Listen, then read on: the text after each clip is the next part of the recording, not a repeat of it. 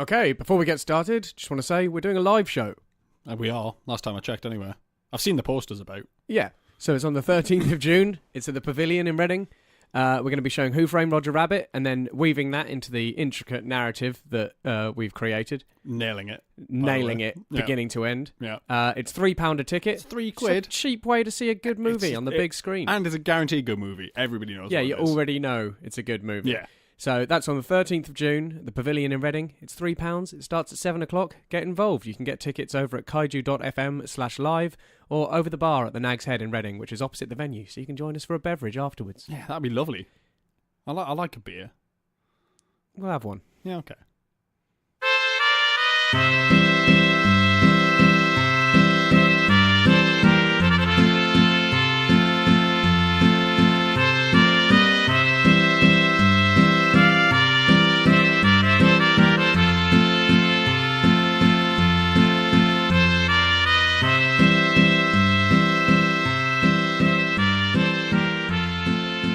Hello and welcome back to the Space Jam Continuum, the show where we try to make a cohesive cinematic universe out of something that was never meant to be one. I'm Chris McLennan. I'm Carl Noble. And it feels like ages since we did one of these, and I don't know why, because it was definitely It was exactly a week ago. Yeah, it's pretty much exactly a week. So, yeah, I don't know. I think it's because we've both been relatively busy doing stuff, and it's hot.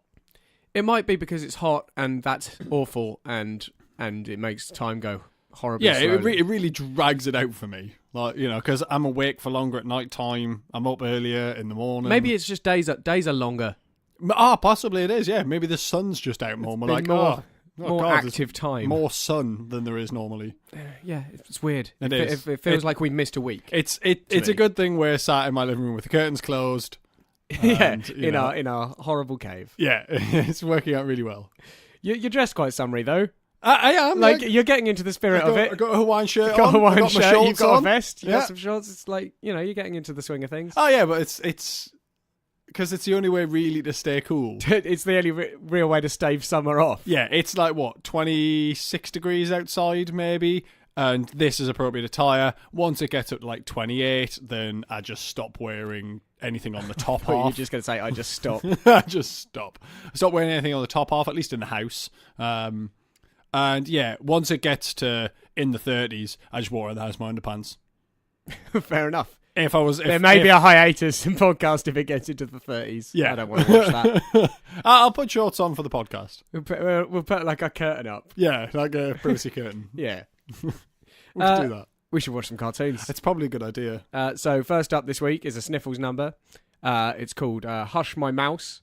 And it's from May the 4th, 1946. It's been a while since we've seen Sniffles. Yeah, but like every time it gets me down a bit because Well, it's inevitably worse and worse. Yeah, well, last time he was parenting, wasn't he? Yeah, exactly. Inevitably worse and worse. Oh, what's he doing now? Let's find out. Yeah, join us in watching Hush My Mouse from May 4th, 1946.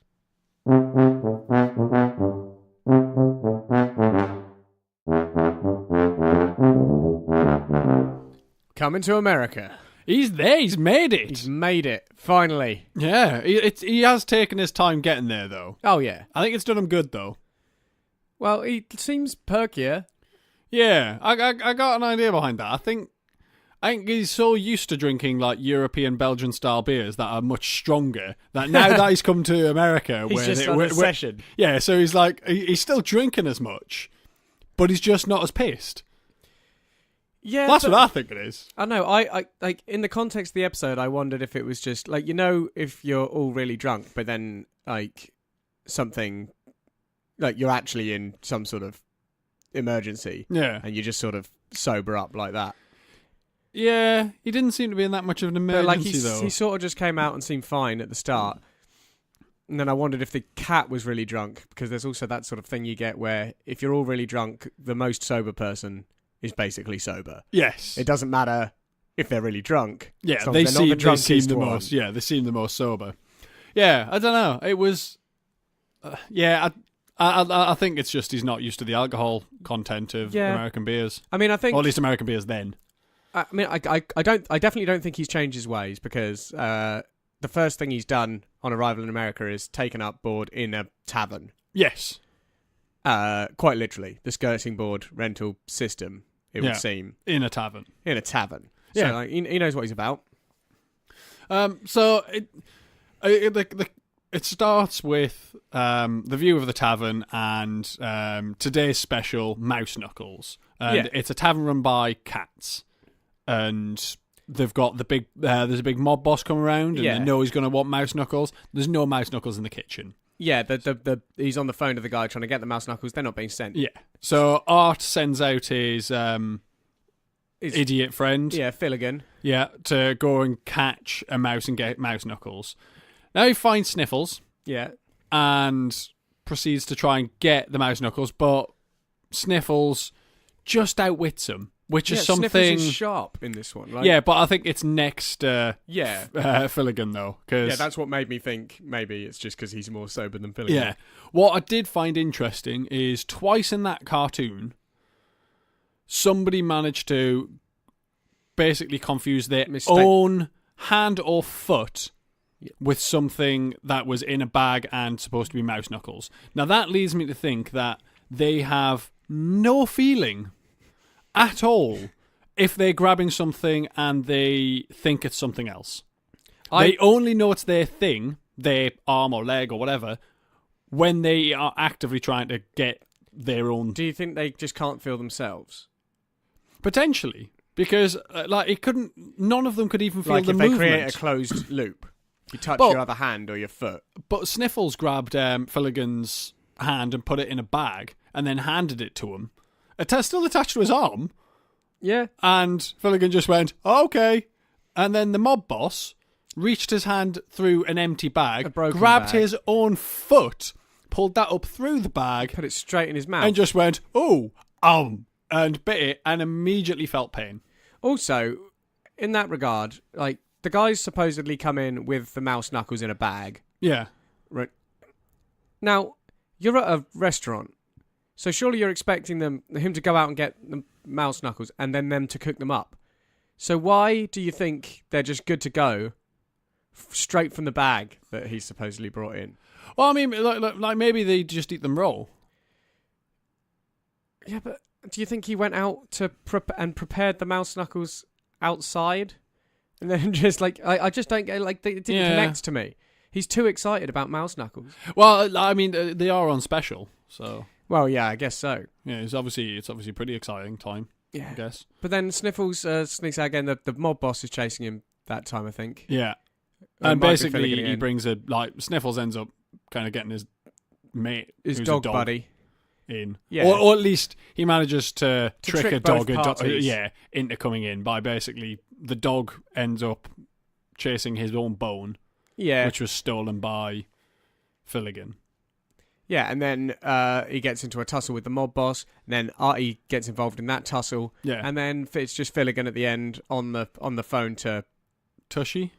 Yeah. Who runs the taverns. Yeah. Like and has a chain. And it's a chain as well. Yeah, I think so. And has Mouse Knuckles in stock now. But he goes, I don't think he needs them, but he could do with some brass knuckles. Yeah, and that's the arc of the episode. Yeah. I do like that there's a chain. It's a chain pub. Yeah, because Artie's like, I'm the manager. He's on the phone to Tushy. Yeah, going, where's the stuff? Like you said, we've got a special on Mouse Knuckles, and now we've got no Mouse Knuckles, and the mob boss guy's coming, and he's going to want some Mouse Knuckles. Yeah, it seems imprudent, because they're like, you'd take the sign down, wouldn't you? Yeah, just take the sign down. Just go, sorry, the special's off now. Why? Because we sold out. The mob boss wasn't there yet. No, but Artie did know he was coming down. Yeah, for Mouse Knuckles. He knew he was coming down for Mouse Knuckles. That's why he was so adamant to get he phoned ahead. I guess so. He probably booked a table. Or I'm guessing Artie's establishment of Tushy's is probably one of the more popular ones where you have to phone ahead. It does seem to have no tables until someone comes in. Yeah, and then he puts one there. That's probably why you need to phone ahead. So they can he needs to know to get some tables. Yeah, because he literally he puts the table down if you arrive. Yeah, I mean that's cool though. He literally sets the table. What are they doing the rest of the time? What are the tables doing? No, what's Artie and Filligan and that doing when it's just an empty room? Making beer, cooking? I don't know. Well, they're clearly chasing not. Mice? I don't know. I just don't think it's a very good business model. No, but you need to take that with Tushy though. That's his business model. Okay, if you work for Tushy or you know Tushy or you are Tushy, phone in. Yeah. Well, we don't have a number. Email. Then. We don't have a number. We don't have a number. Well, no, I think it's 4. Pick up your phone, dial 4. Dial 4. Might get through to us. Yeah, might get through. If you're tushy. What I did notice, though, and I mean, we've seen it quite regularly, but I don't think ever really brought it up. Anytime there's a fight in the Tooniverse, they turn into clouds. I think, I don't know, I think the frame rate of the portal's just pretty low. It just can't. But where's the dust come from? What? It's a dust up, isn't it? Okay. It's a tussle. Yeah. Okay, so the dust literally rises into the air and gathers around them. I mean, largely... Is it to hide the violence? I don't... Do you think the portal is censoring stuff? Do you think it's... No, I think the Tooniverse censors. I think every time there's a murder or something like that, it pans away. Like everybody's vision just pans just everyone's away. looking at it. Yeah. And then they all just sort of turn their head to the right. Like if a cloud doesn't appear... like it does during a fight, to mask it, everyone just looks to the right. Everyone pans right. That would explain how that dog that killed all those people got away with it. Yeah, but then you know when somebody's doing a murder. Because you can't help. Away. Yeah, but maybe the portal is a toon. Or at least part toon. That's going to be... I'm willing to entertain that as an idea. But that would explain why it pans right. It just goes, this is what we do. Yeah. And off it goes. Every time there's been a short pause in this conversation, by the way, it's been Caroline simultaneously looking to the right. Just in case you were wondering why it keeps cutting out. Why do they keep stopping? But yeah, I don't think there's much to be answered in that episode apart from Sniffles is in America now. Yeah. I mean, it's nice, it's nice to know there's a Weatherspoons equivalent. Yeah, that's good. It's Tushy's we've now got some more questions and maybe a better insight as to what the portal is. That's true. It might be a toon. A toon is very willing to turn the other cheek in the face of violence and murder. Yeah. Right, let's move on then. Because we've got a new buddy. Let's move on, mate. Yes. We've got a new buddy in the Tooniverse. It's Gosma. Yes! The big orange. But that's it. Like block. A lot of people will know Gosma, but not know that he's called Gosma. Yeah. He's essentially a red honey monster without arms. Yeah, he's just like a... I think he has got them. I can't remember. He's maybe just like a fairy hulking sort of... like a fairy block. fridge. Yeah, he's like a big furry orange fridge. Yeah. I don't know I don't know how he gets into the universe, because I always remembered him as a Marvin the Martian associated thing. Yeah, I'm thinking he's obviously way before that, but we get to see how he comes in. Yeah, he's here with Bugs before. Maybe Bugs brought him. What? Because he needs him for something. He needs him for a job. Let's find out. Let's watch Hair Raising Hair, which is a Bugs and Gosma number from May 25th, 1946. Get in.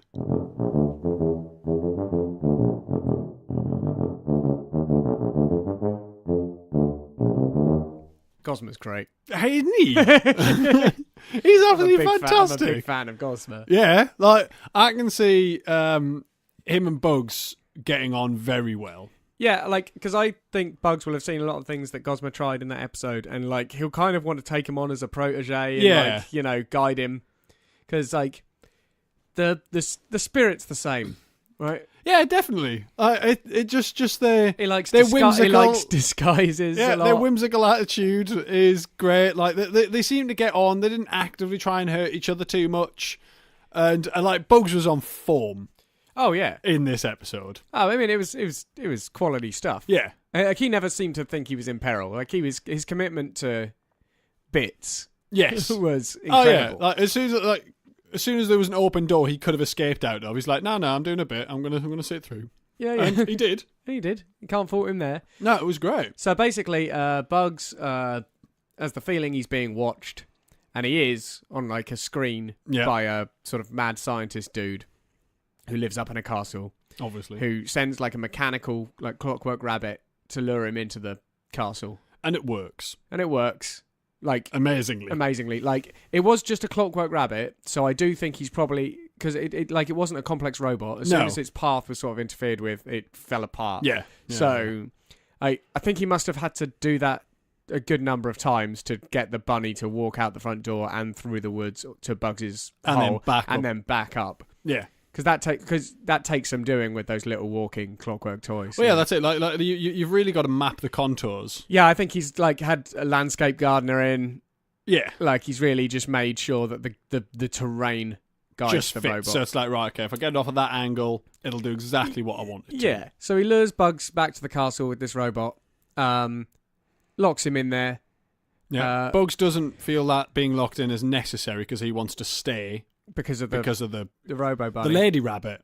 So he doesn't know that this is clockwork at all. He at least until he goes to try and give it a kiss, and then it just falls apart, and he goes, that's a problem with some dames. As soon as you give them a kiss, they just fall apart. And then I don't think he needs properly. He goes like just sort of like, oh well, and paces it out of there. Yeah, and he just goes full horizontal, except his legs, like arms behind him, just horizontal, and like he's just like, I'm limbo. Yeah, like forward limboing. And it's just like, wow, that is a real commitment to how you walk out of a building. Yeah, but what I like is at that point, I don't think he's discovered it's clockwork at that point either. No, potentially not. Because he doesn't register any surprise. No, but there again, sometimes they just fall apart. Oh, well, bye then. Yeah, I don't know. I think it's very difficult to surprise Bugs, and we actually see it happen in the episode. Because Bugs has seen a lot. This is relatively late Bugs, just because his level of confidence. What I did notice is once the door was locked, I didn't see any houseplants. I didn't see any soil. This scientist has been watching Bugs for a while. And he knows he can't take that risk. Yeah, so he's removed all soil. Yeah, there's nothing in there. No. Like even when like there's a trap door. Yeah, it goes to water. It goes to water, not to soil. Yeah. So like he's intent on keeping Bugs in that castle. Yeah, but at first it seemed that he was just interested in getting a rabbit to feed to the monster, which turns out to be Gosma. Yeah. So Gosma, obviously, our giant orange carpety friend with sneakers on. Yeah, he's definitely got like basketball shoes on, hasn't he? Yeah. So maybe he knows something. Yeah, maybe. I don't know. Yeah, he's already practicing. Yeah, maybe he's part of that alien race. Ah, or maybe that is a potential, or part of a member of a planet that they've taken over before by challenging them to basketball. Okay, it'll be an interesting thing to see. But Bugs has never come across him before this episode because as soon as he sees him, he's Bugs terrified. freaks out. Yeah. He genuinely, and mind you, he doesn't freak out enough to have not already had yikes signs. I think he just carries those signs with him, though. Just in case. Yeah, I think he has just for the odd time he gets surprised. Yeah, probably. Yeah. Yeah, I mean, you would. He's probably got some sort of fourth dimensional pocket. Like, because we haven't seen much of it yet, but, like, I remember his antics being sign heavy. Yeah. You've got to have a style. And he did also have a table, a manicure kit, just as a bit of a gag to try and distract the monster, because he was running away from him, but he did seem, after the initial shock, he was like, playing. let's have a bit of a giggle with this. And he does. So he's being chased by the monster for most of the episode. Yeah. He seems to want to go up in the castle, and I presume that's because he's sussed that he's not getting out through any soil. Yes. And his best bets is to get up to like the ramparts and leap. Yeah, just jump off into the soil. Yeah. Yeah. But he's chased by Gosma. Yeah, at one point he gets to a pit. Gosma's keep catching up with him, and then he's like, "Oh my, your nails!" And then he gets his manicure kit out and gives Gosma a nice manicure. He does sort his nails because at the end he doesn't have the like black. No, his nails aren't long. They're just like well taken care of, which is good. Yeah, but he's chased around a bit. There's a beautiful bit where they're sort of taking turns to hide. Yeah. So he's in front of a painting, you can see the eyes moving, and then he just pokes it in the eyes, and obviously it's Gosma behind the painting. Yeah. And then Gosma leaps out and Bugs has run off, and then the next painting is clearly Bugs in like a ruff. Yeah, and a hat. And then Gosma goes for it, but the painting just pokes Gosma again, and Bugs leaps out, and it's just a painting of like Elizabethan sort of clothing. Yeah. With no one in it. Yeah, which makes me think very odd. I think that the scientist is a descendant of a previous mad scientist who was like an Invisible Man type. Ah, right, okay. That's his portrait. Yeah, so he took a potion that turned him invisible, and then he went, I want my portrait done. Yeah. So they just painted the clothing. Yeah. Okay. And then the next down the corridor, it's just blank wall, but Bugs just like knocks on it, finds where it's different, puts a big X, and hits it with a mallet, and Gosmer is behind there. It, yeah. But it's the next one that's good. Yeah. The next one is where he goes around the corner, and there's a suit of armour with like just orange hair just tufted sticking out of it, and you see it like bring its axe up, and like the eyes are just looking directly at Bugs and waiting. Well done, Gosmer. That is some classic hiding there. But mate. I think that is the moment where him and Bugs probably go, I think we can make this work in the long run. Yeah. Yeah, it was quite because we had two audience interactions in this through the portal. Yeah. So at one point, quite near the start, where Bugs is running away, he shuts the door, and Gosmer's banging on it, and Bugs goes, is there a doctor in the house? And the silhouette pops up. It's like, I'm a doctor, and he just goes, "What's up, doc?" And then that's it. And that's like, just he had the bit. no interest in getting the doctor, and all of it. He just wanted to do his bit at a doctor. So yeah, at that point, but that was post the armor bit. That's the bit where I think he's like, I think I'm going to be okay. Yeah, I can fully commit to just gags now. Yeah, and then he, the way he gets rid of Gosmer in the end is he just goes, "Oh, do you ever get that feeling you're being watched?" And he does the bit at the start that he did. Yeah, and by creepy things, things that are unnatural, and basically just points Gosmer towards the portal. Yeah, and shows him. So I'm thinking the portal has to be pointed out to you. If you're not really paying that much attention, because we've seen certain tunes which just immediately interact with the portal, but that's because their passive perception must be real high. Well, I think it's like a somebody else's problem field in Hitchhiker's Guide to the Galaxy. Okay, it's just like if something's so whacked out that you just don't consider it could possibly be real, you just don't see it. Yes, yeah, okay. And so it's like you see there, and then you go, no, there's nothing there. It's like you sort of, okay, now sort of like a magic eye puzzle. You sort of, okay, now defocus. So you go, oh god, and you can see back through the portal. Yeah, he sees people, and Gosmer is apparently terrified of people. Yeah, which I mean, it's that third dimension. They hate it. Yeah, they're like, oh god, my brain, and he freaks out. It's and like just Flatland. Yeah, and he just legs it through several walls. Yeah, and then Bugs goes off with the mechanical bunny. The mechanical bunny shows back up, and he's just like, it's mechanical.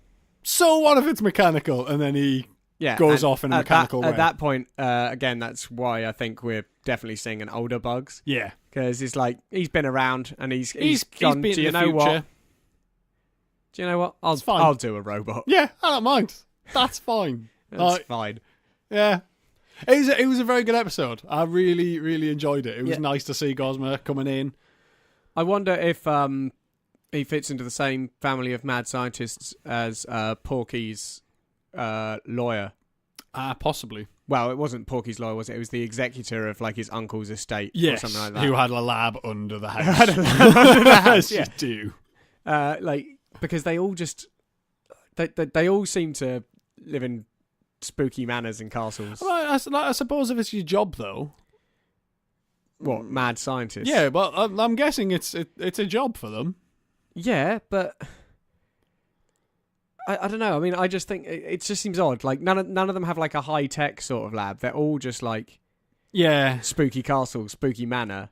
I think, and we've seen some sort of legacy in those photos as well. Yeah. Like, yeah, so that's it. I mean, it's obviously just been passed down. And that scientist looked real weird. Yeah, I don't really know. He looked know. like a human that had spent too long on the toon side. Yeah, it did. It looked like it had too many like features of like age and fatigue. It was like very like heavy bags under the eyes, and it looked similar to when we saw Goebbels.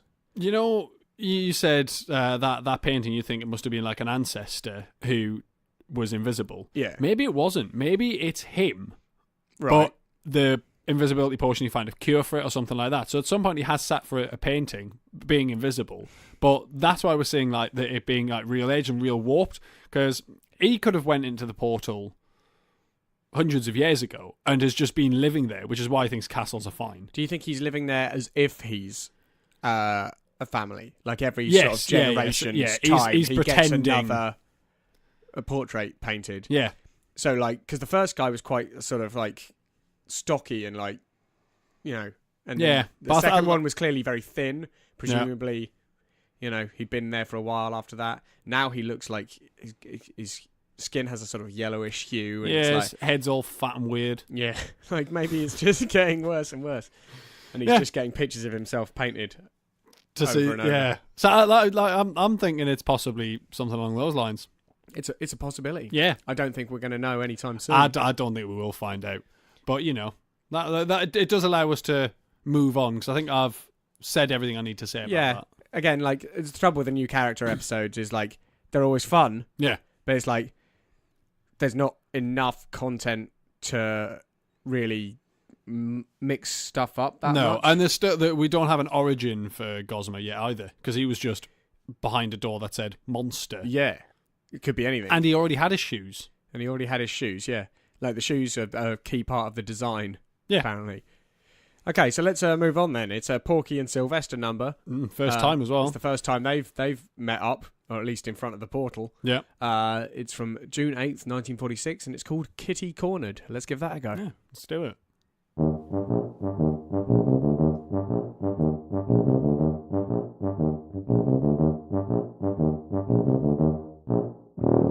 Okay. He looked weird. I think he's got the cat version of gout. He's been living the high life here. This is the thing. He's indoors now, living with Porky, and his eyes are yellow, and his nose is black. Yeah. But it's definitely Sylvester. Yeah, like the voice is all there. Yeah. But we see, like, what I'm going to presume is like his uncle. Yeah, I guess so, because there's three other cats. Yeah. And one of them's, like, old and, like, pissed up all the time. Yeah. And he has a red nose. He has got a red nose, yeah. So, yeah, I think, because Sylvester was outside last time. He was. Like, a street cat. Yeah. I think during that time, he got a bit nippy.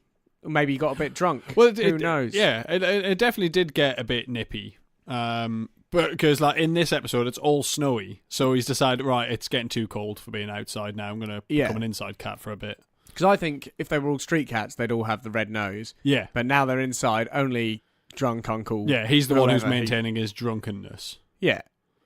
That's the only reason I can see why it would look different.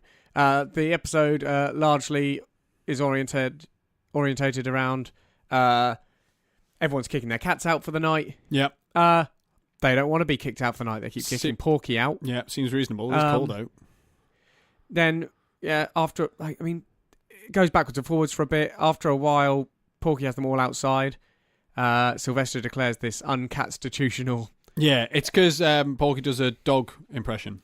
Yeah, he does a dog impression with, like, a shadow puppet thing, and they all run away. He's very good at that. Yeah. He gets a bit too method with it, a bit too into character, because it turns around and starts licking his him. face. Oh. But yeah, so they're outside, and they come up with a plan in which they disguise themselves as men from Mars. Yeah, and Martians. Come back in. Porky goes and gets his emergency Men from Mars supplies, which in true Universal style is a blunderbuss. Yeah, what's the best gun? But what I like is he gets the blunderbuss, he gets the top of the stairs, and the cats are all at the bottom, now dressed as musketeers. Yeah. And he just drops the blunderbuss and runs. And is that because it was only for use? That's it. He ran to go get his Three Musketeers gun. Emergency break glass only in the case of Martians. Martian attack. And he did that. When he got there, it was musketeers. And he was like, I can't use this. Yeah, I need to go. Got the wrong blunderbuss. Yeah, I need to go slightly further down the alphabet to get the Musketeers one. Yeah. I'm guessing he's got them in alphabetical order. Yeah, I imagine, like, it's an identical cabinet, except it says Musketeers instead of Men from Mars. Yeah. It's still a blunderbuss. Yeah, and then the next one down, you've got Mysterious Creatures. Yeah, fair enough. So yeah, he gets it, but yeah, he can't use that blunderbuss because that would break all health and safety protocol. Yeah, and it wouldn't be fair. And so he drops it and gets chased out of his house. He does. He jumps straight out of a very large window, yeah. Like larger than his house really should have, I think. Yeah, because it's like a suburban house. It's detached. Yeah. It's like, it's nice. But that's like a mansion was like the window. end of a corridor or a mansion. Yeah, it's grand. Yeah. So, but I mean, he jumps right out and, it's, I don't know, he lands in the snow and then he turns to the audience and says, does anybody know if anybody's got a house to rent? Yeah, so is he thinking about moving into a flat or a house on our side for a bit to get away from the Musketeers or Martians? Because maybe he genuinely thinks that Martians have invaded. Because that idea wasn't squashed in his head. But also, people in the audience, in any interaction they've had with the Tooniverse, they seem to be getting far more forward with actually just talking directly to the cartoons. Yeah. It doesn't seem weird anymore. Like, early on when that sort of thing happened, it would be people, getting shot and stuff like that. Yeah. Now it's is there a doctor in the house? And someone, without hesitation in a theatre said, yep, I can help you out. Yeah. So... But then he got used as a gag. He did get used as a gag, but my point is, there's... People are clearly a bit more aware that the Tooniverse is a thing by 1946. That there's clearly some relationship there. It's clearly less shady on our side of the portal. So yeah, maybe he is going, I could go out and live there for a while. Yeah, until this whole Martian thing blows over. Yeah, I mean, I guess by the end he still believes. Yeah, I can't imagine it'll be long till he realises, oh no, it was just the cats taking the mick. Yeah, but I think by the end of the episode he was still convinced of a Martian situation. So I think Porky at the end there was genuinely seeking asylum. Yeah, no, I think he was. Well, what I did find interesting in this one is because obviously this is Porky the Fourth, and he doesn't have any sort of sub-dom relationship with these cats. He doesn't have a dog kicking about. That was purely a Porky the Third bit, and it's interesting to see that they haven't went, okay, well, you're taking over the Porky mantle. You've got to have a dog. Yeah, you've got to have a dog, and you've got to, you've got to have a certain type of relationship with that dog. Yeah, yeah. Whereas now he seems to have that with the cats. He's got mice living in his skirting boards, but I mean that's fairly common. Thinking about it though, fish as well. In the redone episodes where they sort of remade old Porky and Gabby ones with Porky the Fourth and Daffy, some of those I'm sure he had a dog before. Yeah, maybe they're trying to distance themselves away from that sort of lifestyle or that Porky had, thinking, okay, well, Well, I think they need this Porky to last, and he's not going to be able to do that if he has to pretty much follow all the same patterns as Porky the Third. Yeah, that's true. But yeah, I don't think this episode, it's given a little bit of insight into possibly the relationship between the Tooniverse and our universe, socially. Yeah. And possibly into the red-nosedness of cats. Yeah. Yeah. But beyond that, I don't think it's really altering our arc much. No, not really. It was an interesting kind of first meeting of Sylvester and Porky, because it's just, okay, how long has Porky been housing Sylvester for? And his, I don't know, distant family, I guess. Yeah. But yeah, there's nothing really there. It'd be nice to see how they met. Yeah, but maybe we'll get a little flashback or a dream sequence or something at some point. Okay. Yeah, I could be down with that. But I don't know. We don't know how long this relationship's going to go on either. So I'm guessing not long. I'm thinking that's probably the end of it, or at least with Sylvester living with Porky. Yeah, I imagine that for a while Sylvester and his family will live in that house. Yeah, and then I presume the bills will ramp up and not get paid, and then that'll be the end of that gravy train. Yeah. Ruined it for themselves, they did. Ruined it for themselves. Shall we take a look in the Porky Piggy Bank? I think it's a good idea, actually. Well, I don't think it's as empty as it normally is. Let's find out.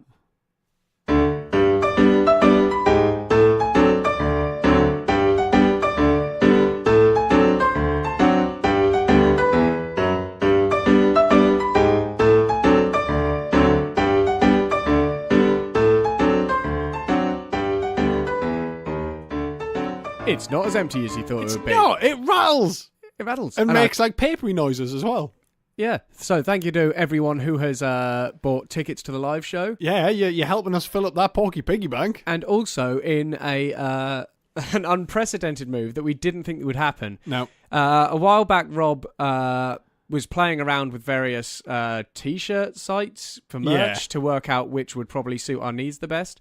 So he made a lot of very limited offers, and when Cal was wearing Cal started the good big hands, he just wrote "Good Big Hands" on a T-shirt and put it up on Teespring. And Gary Shaw has purchased one. He has. So there was one made, one sold. You know, it's a very unique T-shirt because I think it was it was up on Teespring for 5 days. Yeah, 4 days, 5 days. Yeah, and Gary's got one. He's not got one. He's got the one. Yeah, he's got the shirt that was printed within those 5 days. There's a good picture on Twitter because I'd like people to look at it simply because. He went for black on black, which is an what a strong choice. It's an inspired choice because it just sort of at the right angle says "Good Big Hands." Yeah, and the rest of the time it's just a black T-shirt. And you're like, does that say "Good Big Hands"? Nah, wouldn't. Why would somebody wear a T-shirt that says "Good Big Hands"? Oh no, it says "Good Big Hands." Yeah. So thank you to everyone who's bought tickets. Thank you to Gary for buying a ridiculous T-shirt in a very limited time offer. But the good thing is, there's still tickets for the Good Live show on sale. Yeah, so you can go and get tickets for the Good Live show, which is at the Pavilion in Reading on June 13th. You can get them from kaiju.fm/live. It's £3. You'll get a big screen showing of Who Framed Roger Rabbit and then be able to get involved with the podcast afterwards, which we're going to put out as our 52nd episode, like our first birthday episode. Thank you all for your support so far. And if you haven't got tickets for the live show, get them. Yeah, and there is other things you can do. If you're not in Reading or going to be in Reading and you can't come along to the live show, there's other ways that you can help support us. So we've got a Patreon page. So if you go to kaiju.fm and you hit support us, it'll take you to the Patreon page. And then, have a look at that. See if you want to help out in any sort of monetary fashion. And if you can't help out in a monetary fashion, reviews, likes, all these things, especially on iTunes, increases our visibility and really helps us out because then, there's more people that we can talk at on a weekly basis. Absolutely. So please, if you listen on iTunes, just take a minute of your time to just give us a review because, that will absolutely be a massive boost and it costs you nothing and you really be helping us out. We'd really appreciate it. Yeah. But otherwise, thank you all for your support so far. Thank you for listening. Let's watch some cartoons. Let's do that.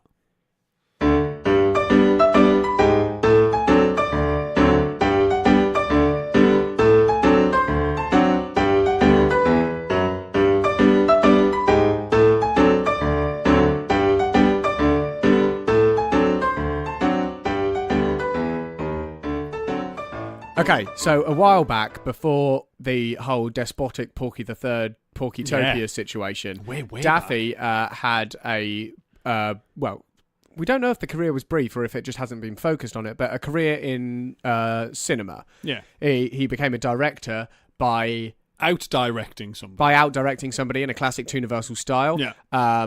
He went through archives of footage from our world. Yeah. And pieced together some sort of masterpiece. Yeah, and then at the end of the episode, he was the director. He was in the chair. Yeah, big chair. The next episode, and the reason I bring it up, is called Hollywood Daffy. Yeah.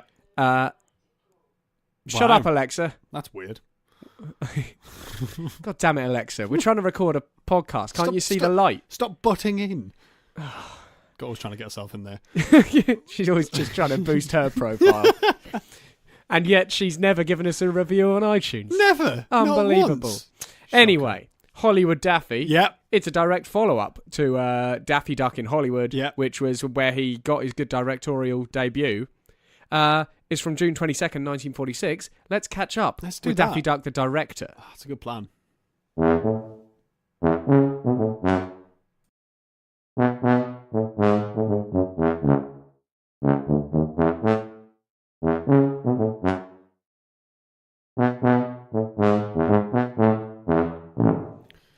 So, Daffy, having returned from the war, is trying to just go straight back into his old job.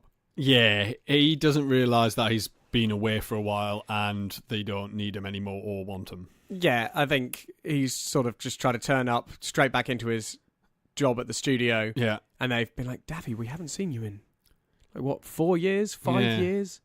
Like, you don't have a job here anymore, mate. I'm thinking that happened the day before this episode because... Oh, it's longer than that. It was 1938. No, but I'm saying that conversation. No, I'm just saying it's been like 8 years. Oh, yeah. Yeah, but I think that conversation happened the day before this episode. He was told, you no longer work here. He's gone home, and then woke up in the morning and went, well, off to my job as a director, puts his hat on, picks up his briefcase, and just goes wandering in. So you think he's had the discussion? He had a meeting with the head of the studio. Which is why the security guard's like, nah, mate, out you get. Because I don't get the impression it's one he knew from 1938. No. It's just like, we had this discussion yesterday. Yeah, and Daffy just does not remember it at all. Like, and he's just wandering in. He looks all professional and, like, normal. Yeah. I mean, he's Daffy, but I genuinely believe, looks normal. I genuinely believe he's not chancing it at the start of this episode. No. He genuinely thinks he has like, his job at the studio. Day at work, and off he goes. But he's not. He doesn't have a job. He doesn't have a refused. job. And the security guard is adamant that he's not getting in. And then, so he tries various methods of getting in, like various disguises. So we see Betty Davis, she gets let in. Yeah. Do we think actors and actresses cross over to the Tooniverse and do like Toon remakes of their films? Because Jimmy Durante was there. Yeah, I think they're just doing like Anne backwards Sheridan. and forwards and like all sorts. I think they just we'll do a bit here, we'll do a bit there. It's what's probably what kickstarted like the cartoon films or a bit. Maybe, yeah. Let's just like start sharing stars. Yeah. But yeah, Daffy tries to get in disguised as an Oscar. Yeah, He paints himself gold. Yeah, and he just sort of stands very straight and just tries to shuffle in. But the thing is every disguise he does, he's still Daffy Duck. He's so noticeably Daffy Duck. The trouble is, he's very famous. Yeah, especially there. Yeah, because at the Warner Brothers studio, he's well known. Yeah, like anywhere else, you'd have to be like a film buff to recognise him. But he's trying to sneak into the one place where everybody knows he's Daffy Duck, the famous director who went missing at some point in 1939. Yeah, and potentially join some sort of secret branch of the military to do secret missions. Maybe. Who knows? Yeah. So far as they're concerned. Yeah, that's it. Because like we saw some of the missions that he did, and they weren't just the ordinary missions of a standard infantry. No, it wasn't a grunt. No, at one point he was guarding the recycling pile, but yeah, I think that was more. I reckon that was in a sort of punishment situation. Yeah, I think so. Yeah. But like the episode, basically just him trying to get onto the studio. Eventually gets onto the studio, and then just tears around the place, being chased by the security guard. That's it. Yeah, and then gets beaten up at the end because he says he wants to. He came here to see the stars. Yeah, which is odd because he didn't. The security guard. He came here to do his day's work. Yeah, but I think the reason he enjoyed that job is because he got to see all the stars. Okay. I see. But yeah, the security guard is more than happy to oblige and just conks him over the head. Chucks him in a bin. Yeah. He'll probably be back for work tomorrow. I'm sure he will, because that knock on the head's going to make him forget everything that happened. Yeah, maybe that happened yesterday. Potentially. What I like is he's just mental. But I'm thinking that insanity allows you to get away with certain things. Because at some point he's going round and round this like set of a house. Well, it's just like a panel of a house. Yeah, being chased by the security guard. Making whooping noises, but he's just having the most fun. And he goes round the back, and the security guard pulls this kind of landscape in with like this road that goes up and over the hill. And Daffy just doesn't batter an eyelid. He runs straight into the painting and uses the road as if it's there. Yeah. And then the security guard tries it and just slams straight in and through the painting. Yeah, I think it's sort of... I think you're kind of right. The insanity lets you do it. I think it's a platform 9 3/4 sort of situation. Yeah. Like, at one point he opens the security guard, like, chest. Like a door. Like a door. So, like, I think the more insane you are, the more the Tooniverse shifts reality. I don't know to if it's fit the in with Tooniverse your insanity. Shifts reality, or if the Tooniverse just has a lot of stuff going on that you can utilise as long as you believe it's there. Like, I reckon his clothes do open like a door, but I think if you believe it, but I think there's got to be like finite things. So I think any sort of film set sort of things, we see that a lot, and we're definitely going to see a lot of that sort of stuff when the Acme hole comes in, and when certainly when Wile E. Coyote and Roadrunner come in. So it's almost like there are still rules. I reckon. like Acme end up hacking into the potential of the Tooniverse. Yeah, they just sell raw belief. Yeah, potential possibilities. Yeah. There's a sort of non-Euclidean space behind it all. Yeah, where you can travel through mysterious doorways. We need a physicist. Somebody good on string theory, I think, would be good. just I mean, just a physicist, actually. Just let's start basic. But yeah, I don't think that answered much. I mean, I feel sorry for Daffy because, like, you know, he's a veteran. He's come back to get his good directorial job but he is having back. fun. He's not sad. Yeah, but that's I think because he's currently waking up every day full of hope that he'll return to his directorial job because he ends every day with a severe concussion and just goes right off to my good directing job.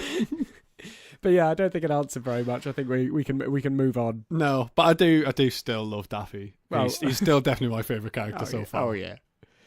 So we've got a Bugs number to finish off today. It's called Acrobaty Bunny. Oh. It's from June 29th, 1946.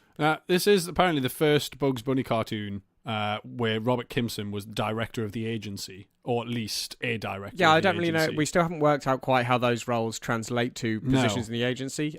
Let's see what McKimpson has Bugs up to. Yeah, let's have a look. In Acrobaty Bunny from June 29th, 1946.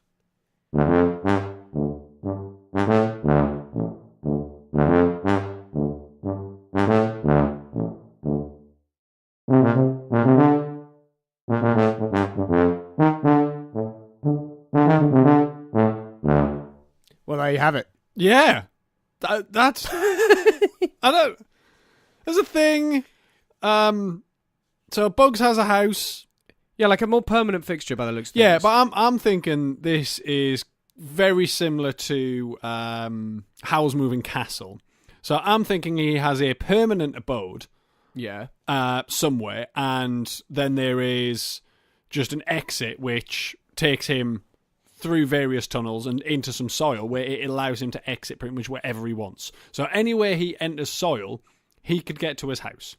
Yeah, I reckon so, but in this situation, there is a definite hole in the ground. Yeah.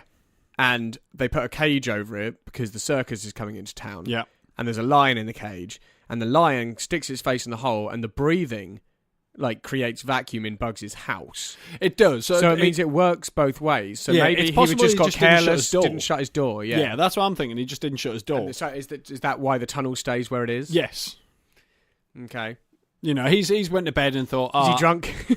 Very well could have been. Maybe he was out. Maybe he was out with Sniffles. maybe Sniffles is in the States now. Yeah. So yeah, he ends up out of the hole with the lion. I've just realised something. We didn't cover how Porky got back from Africa. No, that's a good point. And neither did they.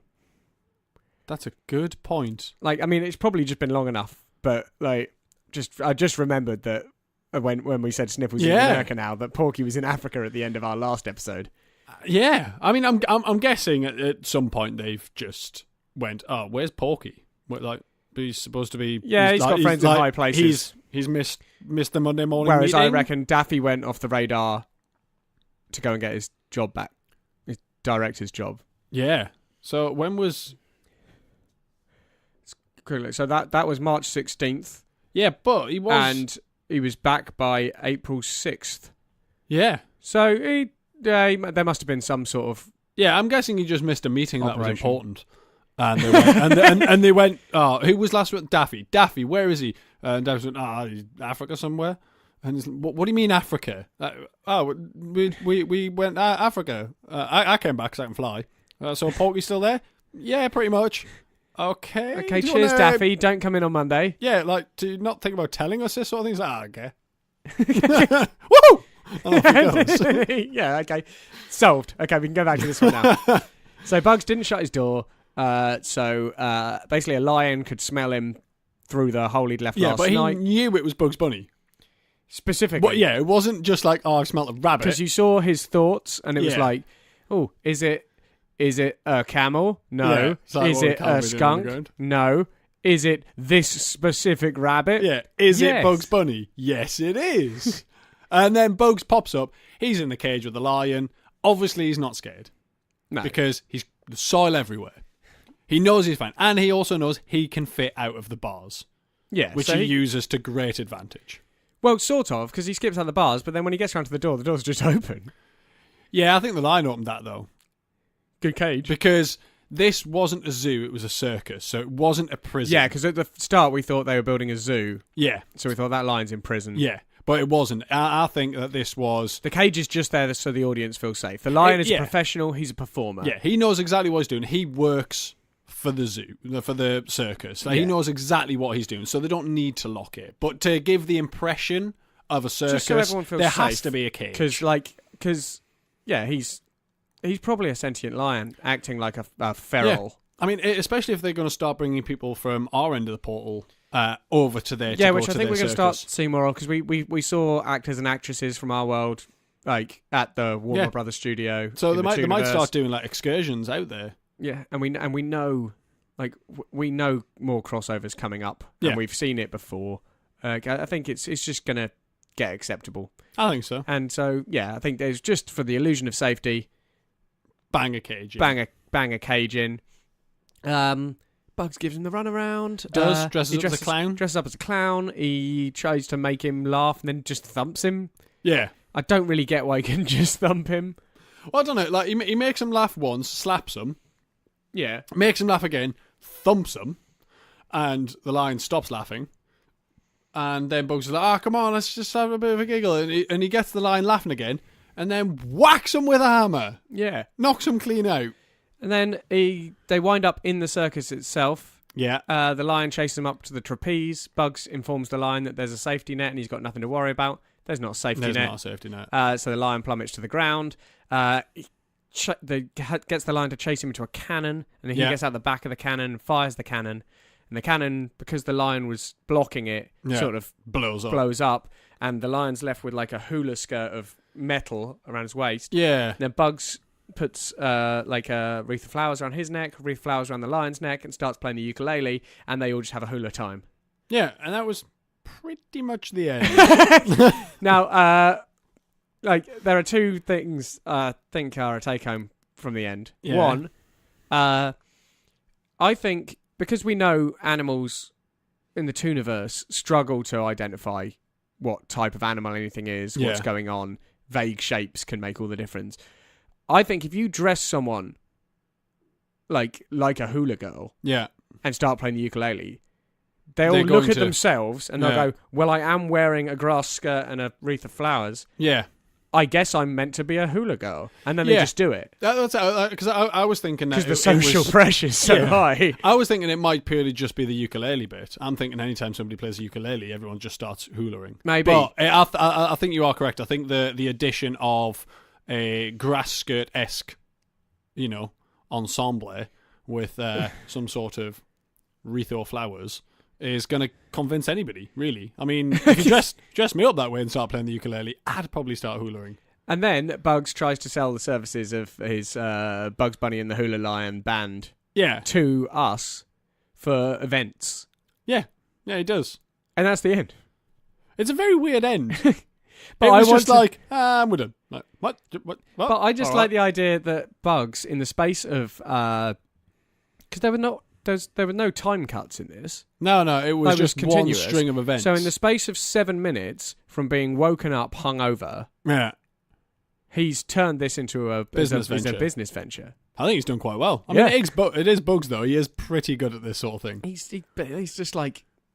It's like, oh, this is a hassle. Like, I really need to get back on schedule for whatever my overall agenda is. Yeah. I really don't have long to sort this out. So I reckon if I can't make a business out of this in 7 minutes, I'll just get all my other stuff. But I reckon I could probably get myself some funding. Possibly Bugs starts doing that as just like a little side project. He just does like 7-minute business ideas. And it's just like he just does a business. He's got to come up with a business idea and sell it in 7 minutes. And if he can't, he's like, right, no, that's not a good business idea. Next. He's Dragon's Denning it. Yeah. That's essentially what he's doing. He comes up with and pitches a business idea in 7 minutes. Dragon's Den is Shark Tank for anyone listening in the States. Yeah. It's the it's the thing. I realised that it's about half thing. our listeners don't know what that is. No. I mean, that seems reasonable. But yeah, I think that's plausible. Yeah, I think that's possibly how he overall funds his wacky adventures. Yeah. Is he just creates a business idea, gets it to a minimum viable point, then sells the idea. It is quite an easy thing for a time traveller to do, though. Because how many times have you seen an idea come out and you go, I could have thought that was so simple. And Bugs can do that exact thing. He can go, oh, I could have thought of that. Go back in time and do it. Yeah, but I still presume his lifeline is finite. Yeah. I think his lifeline is, but... Yeah, my point is, like, he can like, take something from one era and transport it to another. Yeah. But it's still taking time out of his preparation time for whatever he's doing. Yeah. So, like... Maybe he doesn't want to... It still needs to be real quick. Yeah, maybe he doesn't want to spend too much time. The pitch has to be quick.